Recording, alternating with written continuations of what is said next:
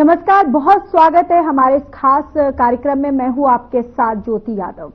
राष्ट्रीय पंचायती राज दिवस के अवसर पर देखिए हरियाणा सरकार पंचकुला के ताऊ देवी लाल स्टेडियम में राज्य स्तरीय ग्राम उत्थान सम्मेलन हुआ, जहां पर यानी कि आपको बताते चले कि इस सम्मेलन जो है वो कल हुआ था, जहां सीएम नायब सिंह सैनी कार्यक्रम के दौरान 135.13 करोड़ रुपए की लागत से 413 विकास कार्यों का शिलान्यास उन्होंने किया था। इसके अलावा स्टैंप ड्यूटी के अंश 22 जिला परिषदों, 142 पंचायत समितियों और 5388 ग्राम पंचायतों को 572 करोड़ 42 लाख रुपए हस्तांतरित किया था। और सीएम सैनी ने 511 ग्राम पंचायतों के महिला चौपालों के लिए अधूरे पड़े भवनों की मरम्मत के लिए 18 करोड़ 28 लाख रुपए की धनराशि जारी की थी। और इस दौरान सीएम ने निधि वितरण प्रणाली का भी शुभारंभ किया है। तो देखिए अब लगातार हरियाणा में विकास की लहर जो है वो देखने को मिल रही है। लगातार मुख्यमंत्री नायब सिंह सैनी के द्वारा तमाम ऐसी योजनाएं बनाई जा रही हैं, तमाम ऐसी योजनाओं का शिलान्यास किया जा रहा है, उद्घाटन किया जा रहा है। और देखिए अब यहां पर लगातार नायब सिंह सैनी की अध्यक्षता में हरियाणा जो है वो प्रगति के राह पर है। प्रगतिशील हरियाणा जो है बनाने के लिए पूरी तरह से मुख्यमंत्री नायब सिंह सैनी जो है वो डटे हुए हैं। और आपको बताते चले कि वहीं अगर विपक्ष की बात करें तो यहां पर विपक्ष पक्ष जो है वो पूरी तरह से आर पार भी है। चलिए अब इस खास चर्चा में हमारे खास मेहमान भी जुड़ चुके हैं। तारुफ करवा देती हूं, सुनील फोगाट प्रवक्ता बीजेपी से जुड़ चुके हैं, दिनेश अग्रवाल प्रवक्ता कांग्रेस से, राकेश भड़ाना प्रवक्ता आम आदमी पार्टी से जुड़ चुके हैं। आप तीनों का बहुत बहुत स्वागत है। सबसे पहले सुनील फोगाट आपके पास आते हुए, अब देखिए जिस तरीके से लगातार अब हरियाणा में एक के बाद एक ऐसी योजनाएं जो है उसकी शुरुआत की जा रही है और यहां पर पूरी तरह से हरियाणा सरकार जो है वो प्रगति के राह पर दिखाई दे रही है। आगे और इन तमाम प्रगतिशील मुद्दों को लेकर या किस तरीके से रणनीति जो है वो बनाई जाएगी, आपसे मैं समझना चाहूंगी।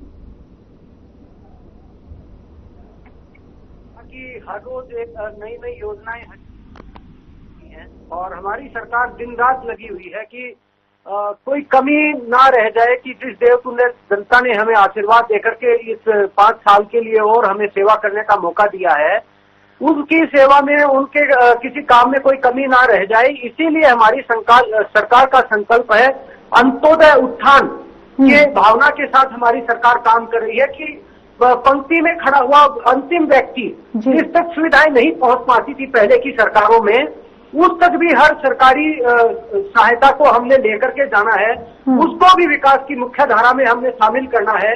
इसी भावना के साथ हमारी सरकार काम करती आई है और अब तक उसी का परिणाम है कि जनता हमें बार बार आशीर्वाद देती है। जनता को हर एक समाज के हर एक वर्ग को लगता है कि हाँ, भारतीय जनता पार्टी है जो उनकी दुख पीड़ा को और उनकी जरूरतों को समझ सकती है और उसके लिए काम कर सकती है। इसीलिए हमारी सरकार दिन रात लगी रहती है और उसी का परिणाम है, जैसा आपने बताया, पंचायती राज दिवस पे पंचकुला के अंदर जो एक भव्य प्रोग्राम हुआ। आप देखिए, चाहे छोटी सरकार इसको हम बोलते हैं हरियाणा की कभी से, पंचायती राज संस्थाओं को, नगर निकाय को, उसमें पिछली बार भी जब सारे मेयर और पार्षद चुने गए, हमारे जिला जो चेयरमैन चुने गए जिलों के, उसमें भी माननीय मुख्यमंत्री जी ने और पूरी सरकार ने, सारे अधिकारी वहां पे थे, माननीय मुख्यमंत्री जी वहां पे थे, चाहे उनको शपथ दिलाने का कार्यक्रम की बात हो, ये एक नई शुरुआत करने की हमारी सरकार ने पहल की। और इसी कड़ी में आज जो सरपंचों को और जिला परिषद के सदस्यों को, जो हमारी छोटी पंचायत है, उनको जो सम्मानित करने का काम, उनको मजबूत करने का काम, उनको ये यकीन दिलाने का काम हमारी सरकार ने किया है कि हाँ, वो भी इस लोकतंत्र में एक मजबूत स्तंभ है, उनकी भी एक अहम जिम्मेदारी है, वो एक अहम पद पर लोगों द्वारा चुन के आए गए हैं। इसीलिए माननीय मुख्यमंत्री जी ने 368 करोड़ की विभिन्न परियोजनाओं का कुछ का शिलान्यास किया, कुछ का नींव का पत्थर रखा। तो ये इस तरीके से माननीय मुख्यमंत्री जी ने होता है 41,500 के करीब जो नए पेंशन के लाभार्थी थे, सामाजिक सुरक्षा पेंशन जिनको जाती थी। आप देखिए ज्योति जी, ये बहुत बड़ा बदलाव हमारी सरकार ने किया है कि अब जो भी व्यक्ति का, जो भी किसी भी व्यक्ति का जो लाभ होता है, जो भी सरकार की तरफ से उसको बेनिफिट मिलना होता है, वो सीधा उसके अकाउंट में जाता है। उसको उस बेनिफिट के लिए कहीं दर दर घूमने की जरूरत नहीं पड़ती, किसी के सिफारिशों की जरूरत नहीं पड़ती।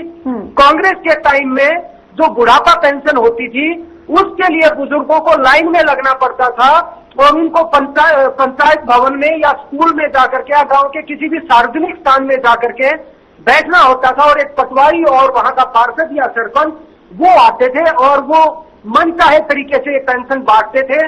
उसके लिए बेचारे बुजुर्गों को घर से चल के जाना पड़ता था, लाइन में लगना पड़ता था और कुछ को तो मना भी कर दिया जाता था कि आज बस इतने ही लोगों को मिलेगी, बाकी को कल मिलेगी, दोबारा आना। उस मान सम्मान को भी हमारी सरकार ने बरकरार रखने का काम किया है। जो कांग्रेस के समय में हमारे बुजुर्गों के मान सम्मान को भी इन्होंने खत्म करने का काम किया था, वो हमारी सरकार ने एक निर्णय लिया कि जो भी उनका हक है, जो उनकी पेंशन की राशि है वो उनके खाते में जाएगी। उनको किसी के चक्कर नहीं लगाने पड़ेंगे, किसी सरपंच पार्षद से उनको नहीं पूछना पड़ेगा। इसलिए ये हमारी सरकार की एक बहुत बड़ी पहल थी और इसके लिए हरियाणा की जनता ने बार बार हमें आशीर्वाद दिया है, धन्यवाद किया है। इसी प्रकार से हमारी सरकार दिन रात विकास के कार्यों में लगी रहेगी आगे भी, और हरियाणा की जनता हमें लगातार आशीर्वाद देती रहेगी। ठीक है। दिनेश अग्रवाल जी, आपके पास आते हुए आप देखिए इस पूरे प्रकरण को जिस तरीके से हरियाणा में नए नए जो विकास की योजनाएं यहाँ पर बनाई जा रही है, उसको कांग्रेस पार्टी किस तरीके से देख रही है? सबसे पहले तो मैं माफी चाहूंगा कि मुझे टीवी स्क्रीन के ऊपर आपका नाम नहीं दिखाई दे रहा और आपकी आवाज भी मुझे पहले साफ नहीं सुनाई दी। आपका शुभ नाम जान सकता हूँ? जी, ज्योति। हाँ ज्योति जी, आपको नमस्कार, आपके सभी दर्शकों को नमस्कार जी। सबसे पहले तो मैं पहलगांव के अंदर जो कायरतापूर्ण आतंकी हमला हुआ है और उसके अंदर मारे गए हमारे देश के निर्दोष निहत्थे वो पर्यटक जिनकी अकाल मृत्यु आ गई, मैं उन सबके परिवारों के प्रति अपनी संवेदना व्यक्त करता हूं, उनके प्रति अपनी श्रद्धांजलि व्यक्त करता हूं और मैं अपनी पार्टी की तरफ से भी उन सभी मृतकों के प्रति श्रद्धांजलि अर्पित करता हूं। मैं अब आपके प्रश्न के ऊपर आना चाहूंगा। देखिए, मेरे भाई ने बहुत बातें कही, उनका अधिकार है कहने का, परंतु अगर कोई दूसरा बोले तो फिर बीच में इंटरप्ट भी ना करें। अभी बात हो रही है बहुत लंबी लंबी कि हमें बार बार जनता ने आशीर्वाद दिया। पिछली बार इन्होंने सरकार चलाई थी 40 विधायकों की, जिसके सहयोग से चलाई थी, 4 महीने पहले उसको लात मार दी। उससे पहले हरियाणा के अंदर जो ये कांग्रेस को गाली देने की बात करते हैं, अपने काम नहीं गिनाते, लेकिन ये भूल जाते हैं 2014 से पहले भी 17 साल तक भारतीय जनता पार्टी हरियाणा में शासन कर चुकी है, उसको भूल रहे हैं। 1977 से 80 तक चौधरी देवीलाल के साथ इन्होंने शासन किया, उसके बाद 87 से 91 तक देवीलाल के साथ, चौटाला के साथ शासन किया, फिर 96 से 99 तक बंसीलाल के साथ किया, 99 से 2005 तक ओम प्रकाश चौटाला के साथ इन्होंने शासन किया। उस समय बुजुर्गों को पेंशन कैसे मिलती थी भारतीय जनता पार्टी उसका जवाब दे। लेकिन उस समय की चीजों को आज गलत अगर ये ठहरा रहे हैं तो इनको ये मानना चाहिए कि ये उस दिन गलत थे। चलो, मैं इनके करनी पे नहीं जाता, लेकिन मैं ये बताना चाहता हूं कि वो प्रदेश हरियाणा, हिंदुस्तान का वो प्रदेश जिसके अंदर एकमात्र एयरपोर्ट बना है और जिस एयरपोर्ट की दीवारें बिना नींव के खड़ी कर दी गई, 360 करोड़ रुपए का घोटाला किया और बकायदा एयरपोर्ट अथॉरिटी ऑफ इंडिया ने इस बात के लिए पत्र लिखा है कि हरियाणा पीडब्ल्यूडी से सारे काम छीन लिए जाए, उनको आगे कोई काम ना दिया जाए। 180 करोड़ का रनवे में और 180 करोड़ रुपए का दीवार में 360 करोड़ रुपए के घोटाले किए बिना नींव की दीवार। उसके बाद वो सरकार जो पलवल जैसे छोटे से जिले में बीडीपीओ कार्यालय में 50 करोड़ का घोटाला हो जाता है और उसके एक क्लर्क के खाते में 1.25 करोड़ रुपए आता है, जिसमें से 90 लाख रुपए तो वो अपनी 2 फर्मों में ट्रांसफर कर देता है और 30 लाख रुपए किसी प्लॉट की रजिस्ट्री में ट्रांसफर कर देता है। वो भारतीय जनता पार्टी की सरकार, नगर निगम मानेसर का चुनाव अभी हुआ है 2 महीने पहले, लेकिन उससे पहले उसमें 40 करोड़ रुपए का टॉयलेट घोटाला कर गई। टॉयलेट का घोटाला 200 करोड़ रुपए का फरीदाबाद के अंदर नगर निगम का घोटाला कर गई। और जो सरकार आज जो मंडियों के अंदर किसान है, किसान की जो गेहूं की बोरी है, उसमें आप जाके चेक करा लीजिए 600 ग्राम वजन है उस जूट की बोरी का, और कई जगह चेकिंग के अंदर पाया कि किसान से 52 किलो गेहूं लूट लिया गया 50 किलो के पैसे की एवज में। जिस किसान को डीएपी खाद के लिए लाइन में लगना पड़े और उसके बाद उसको सिरों पे लाठियां खानी पड़े। जिस किसान को अपनी बातों को मनवाने के लिए, अपनी सही बातों के आंदोलन के लिए हरियाणा के तोड़ के ऊपर अनेक तोड़ों पे सरकार ने लाठियां मारने का काम किया, और जब पंजाब सरकार ने उनको उठाया वहां से, पंजाब के बॉर्डर से, तो ये कहते हैं कि किसानों के साथ गलत हुआ है। लेकिन मैं ये पूछता हूं, जब वो किसान हरियाणा में आंदोलन करता है तो वो आतंकवादी हो जाता है, वो खालिस्तानी हो जाता है, और जब आप उसको पंजाब से हरियाणा में घुसने से रोकते हो, आप बॉर्डर पे रोक देते हो, आप ड्रोन से उसके ऊपर टीयर गैस से हमले करते हो, वाटर कैनन से हमले करते हो, उसके रास्ते में कील गाड़ते हो, उस पर लाठियां बरसाते हो, तो कहते हैं ये आतंकवादी हैं, ये खालिस्तानी। ये वो लोग हैं जो अभी बात कर रहे थे ना उसकी, कि पंचायती राज। आप देखिए कि किस तरीके से पंचायती राज में जो महिलाओं को सशक्त करने के लिए जो मुहिम चलाई, और उसके अंतर्गत गुड़गांव नगर निगम मेयर की सीट महिला के लिए रिजर्व की गई, वो भी BCA कैटेगरी की, और BCA कैटेगरी की महिला के लिए रिजर्व करी, और उस महिला ने अपने ही पति को सरकारी तौर पर चिट्ठी दे दी पर्सनल एडवाइजर की। वो पर्सनल एडवाइजर होगा तो फिर महिला सशक्ति कहां हुई? फिर भारतीय जनता पार्टी कैसे बात करती है, दावा करती है कि हम परिवारवाद के खिलाफ हैं? आप महिला शक्ति की ताकत को भी गिरा रहे हैं, आप भ्रष्टाचार को बढ़ावा दे रहे हैं। एक महिला और उसका पति तो 24 घंटे घर में साथ रहते हैं, उनको एक दूसरे से सलाह करनी है, कभी नहीं कर सकते।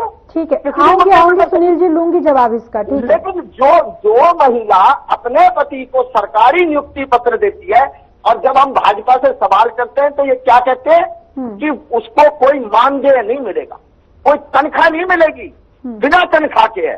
अरे बिना तनख्वाह के मुझे गुड़गांव का डिप्टी कमिश्नर लगा दो, मैं तनख्वाह लूंगा नहीं, तुम्हें दे दूंगा और तनख्वाह। आप लगाओ ना डीसी मेरे को बिना तनख्वाह के, आप एक हवलदारी लगा दो गुड़गांव पुलिस में। अरे बिना तनख्वाह के कौन काम करता है? कौन काम करता है बिना तनख्वाह के? उसका जब टेलीफोन जाएगा तो भ्रष्टाचार होगा नहीं होगा कि मेयर का पति बोल रहा है, कानूनी तौर पर बोलेगा अब उसको आपने लीगल लेटर दे दिया करप्शन का, ये हाल है आपका। उसके बाद ये लोग कहते हैं कि हमने 368 करोड़ की विभिन्न परियोजनाएं। मैं ज्योति जी ये समझना चाहता हूं, 368 करोड़ की हवाई बात करते हैं।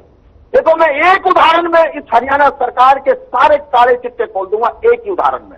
ठीक है, 52 लाख BPL कार्ड होल्डर है आप, और सरकार ये कहती है कि 52 लाख जो BPL कार्ड होल्डर है उसमें जो लोग गलत बन गए हैं वो 20 अप्रैल तक या तो खुद को विड्रॉ कर लें, वरना उनको 2-2 साल की सजा होगी और FIR दर्ज होगी।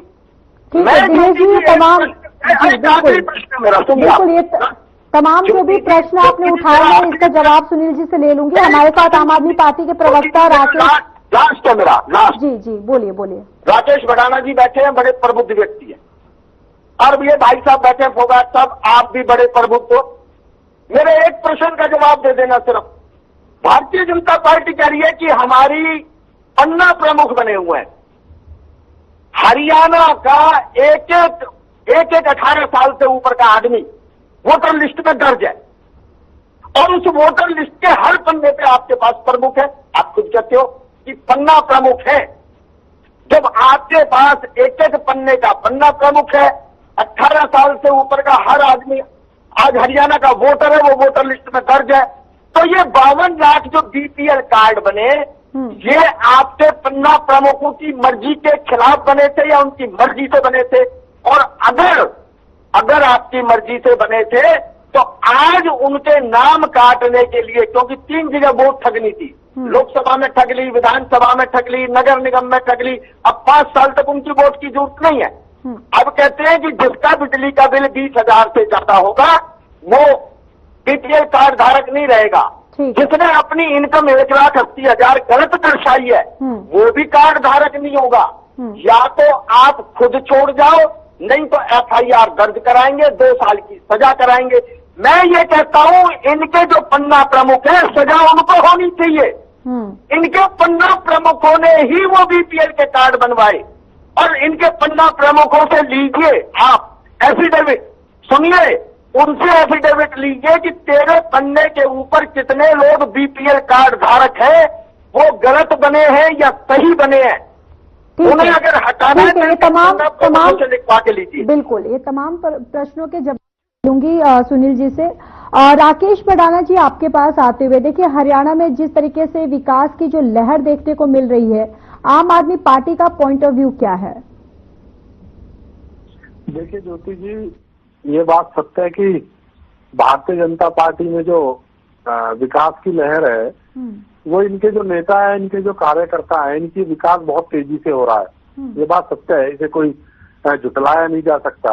क्योंकि जिस तरीके से इनके जो नेताओं की जो संपत्तियां बढ़ी है, जो इनकी आय बढ़ी है, वो किसी से छुपी हुई नहीं है।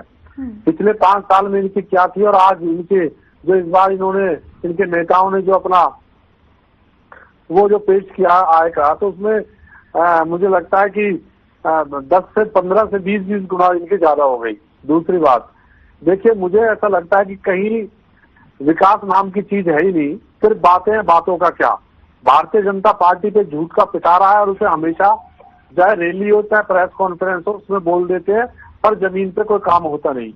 अभी हमारे बीजेपी के प्रवक्ता कह रहे थे, मैं इनकी बात से सहमत हूँ, ये कह रहे थे कि तीसरी बार हमारी सरकार बन गई, देश की बात हो या प्रदेश की बात हो या नगर निगम की बात हो।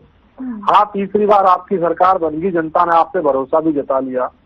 परंतु मैं ये कहना चाहता हूँ कि आपको एहसान मानना चाहिए कांग्रेस का, भूपेंद्र सिंह हुड्डा का, जिन्होंने आपकी तीसरी बार सरकार बनवा दी। और इन्हें बार बार हर डिबेट में आप जब आओ तो सबसे पहले इनको नमस्ते किया करो, क्योंकि तीसरी बार सरकार बनाने में कांग्रेस का बहुत बड़ा योगदान है आपका। और भूपेंद्र सिंह हुड्डा को भी आप सुबह सुबह एक बार नमस्ते कर लिया करो, क्योंकि आपकी दुकान तो तभी चली ना जब तीसरी बार सरकार बन गई।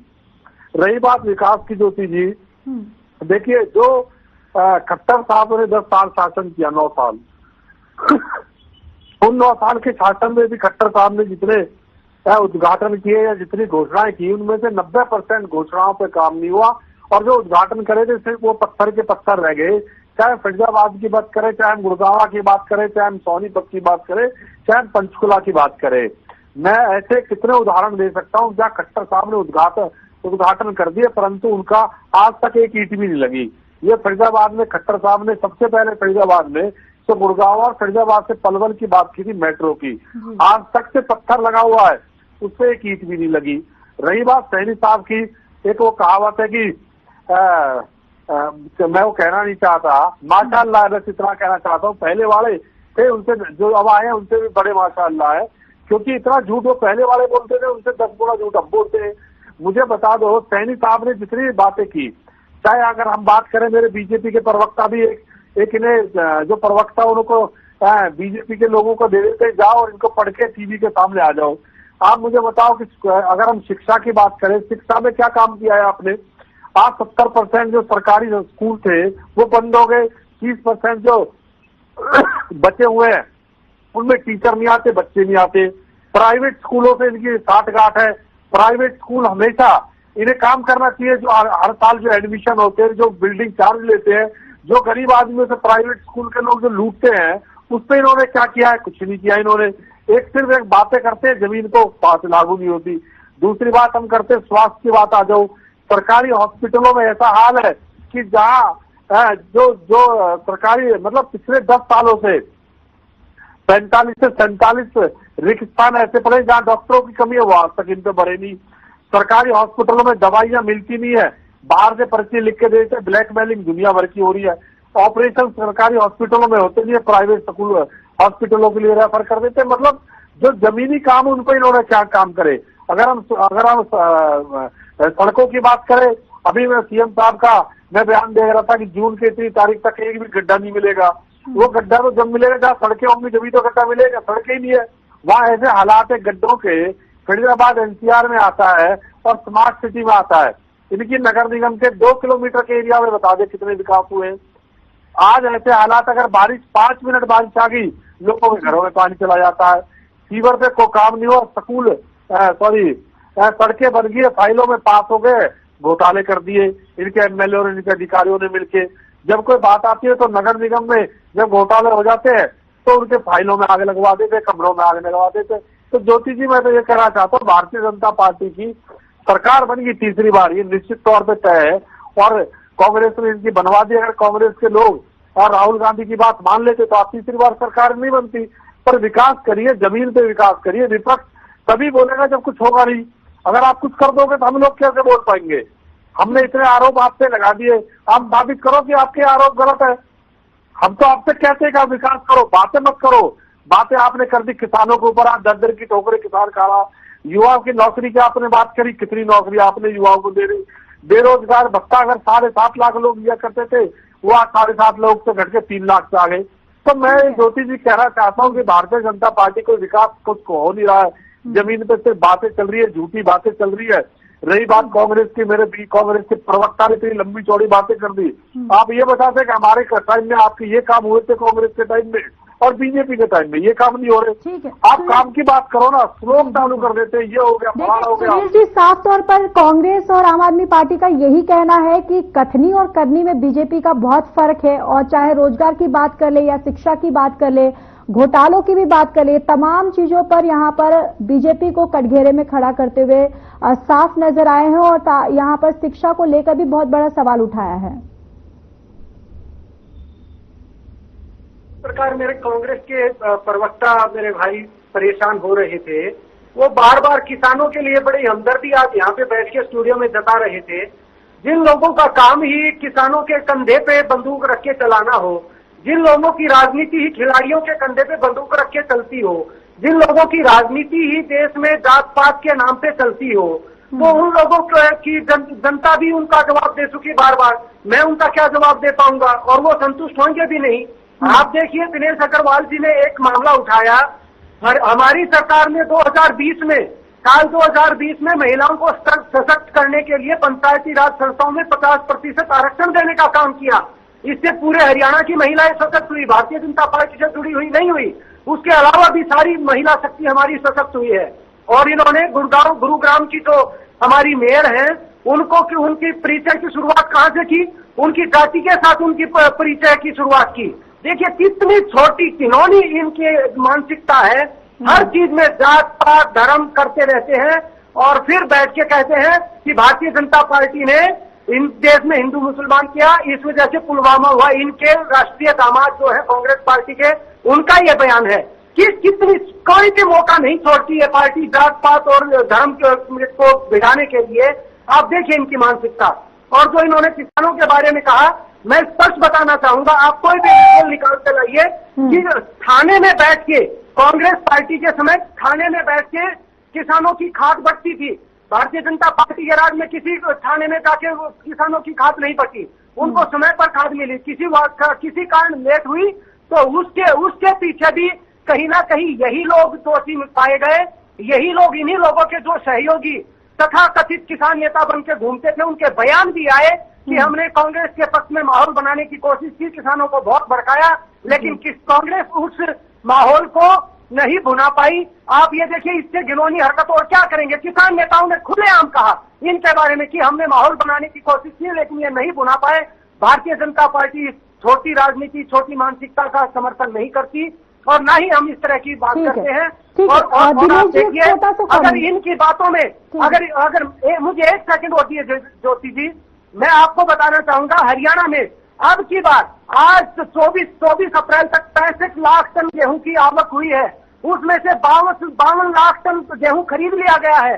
52% से ज्यादा का उठान हो चुका है और 5556 करोड़ रुपए का भुगतान किसानों के खाते में सीधा किया गया है, जो कि कांग्रेस सरकार के समय में आड़तियों के चक्कर लगाते रहते थे। हमारे दिनेश जी एक छोटा सा कमेंट। ज्योति जी, आप ये देखिए कि सऊदी अरब से भाग के आए देश के पितामह हैं और कहां पहुंच गए? बिहार में रैली करने, वोट मांगने। पहलगांव नहीं दिखाई दिया? जैसे अभी सुनील फोगाट बैठकर हंस रहे थे, व्यंग्यात्मक हंसी, ऐसे कल वो नीतीश कुमार के साथ भी मंच पर हंसी ठठोली कर रहे थे। देश के 30 आदमी मारे गए। ठीक है। चलिए, बहुत बहुत धन्यवाद आप तीनों का हमारे इस खास चर्चा में जुड़ने के लिए। तो चलिए, फिलहाल इस खास कार्यक्रम में इतना ही। बाकी देश और दुनिया की तमाम बड़ी खबरों के लिए जुड़े रहिए हमारे साथ। नमस्कार।